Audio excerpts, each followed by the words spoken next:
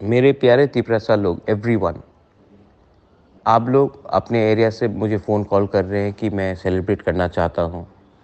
कोई साबरूम से फ़ोन कर रहा है, कोई कोरबुक से फ़ोन कर रहा है, कोई कंचनपुर से फ़ोन कर रहा है, कोई पानी सागर दामछरा से फ़ोन कर रहा है, कोई सिपाही जला से फ़ोन कर रहा है, कोई गोमती से फ़ोन कर रहा है।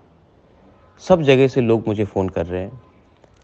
कोई रायमा वैली से किसी ने कल रात फ़ोन किया कि हम सेलिब्रेट कर सकते हैं कि नहीं महाराज। सेलिब्रेट करो, अपने कॉन्स्टिट्यूंसी में, अपने एरिया में, अपने गांव में सेलिब्रेट करो, लेकिन जो भी करना है शांति से करना है।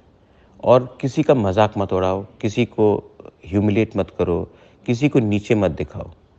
आज हम जीते हैं, और जब आप जीतते हैं तो आपको एरोगेंस नहीं दिखाना चाहिए, आपको विनम्रता दिखाना चाहिए, और आपको दिखाना चाहिए कि हम जीते हैं लेकिन हम अहंकारी नहीं हैं।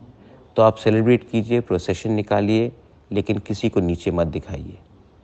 हम सही दिशा की तरफ गए हैं, लेकिन काम और भी बाकी है, और काम तभी होगा जब स्टेट में शांति होगा और हम आगे बढ़ेंगे पॉजिटिवली।